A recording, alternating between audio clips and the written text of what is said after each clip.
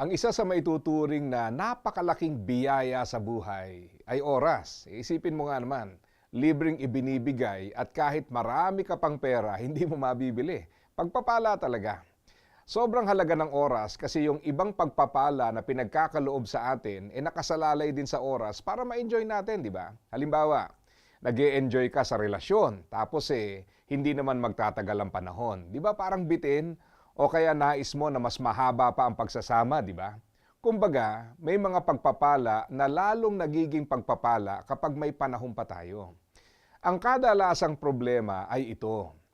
Madalas nagpapatali tayo sa kung ano-anong mga commitment na nagpapahirap sa atin na magampanan ang iba pa nating mga tungkulin. Ganito kasi yan. Limitado ang oras, tapos ang dami nating gustong gawin. Ang oras hindi dumadami, pero yung gusto nating pagkasyahin sa oras, patuloy na dumarami. Kaya ang resulta, either wala tayong oras o kaya naman hindi natin nabibigyan ng sapat na oras yung lalong mahalaga.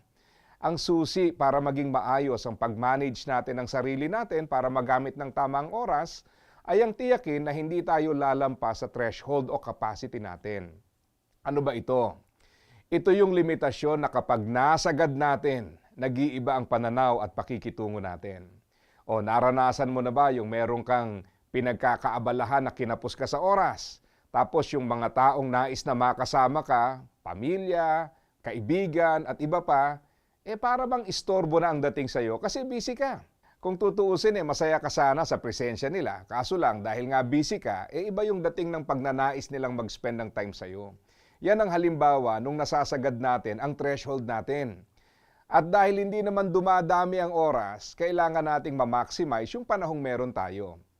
Ito'y magagawa sa pamamagitan ng pag-evaluate ng pinaglalaanan ng oras, pag-eliminate ng maling pinaggagamitan ng oras, at pag-elevate ng kakayahan nating magamit ng tama ang oras. Ang sabi nga sa Efeso chapter 5 verse 17, kaya huwag kayong kumilos ng hindi nag-iisip, kundi unawain ninyo kung ano ang kalooban ng Panginoon. Huwag basta commit at tanggap ng pagkakaabalahan. Tingnan mo muna kung kalooban ba ng Diyos yan. Kasi baka bandang huli, wala kang panahon sa lalong mabuti. Hindi ka wala ng oras na walang laman kapag kalooban ng Diyos na bakantihin mo yung schedule mo. Hindi rin pakinabang ang maraming kaabalahan kung hindi naman kalooban ng Diyos yung gagawin mo.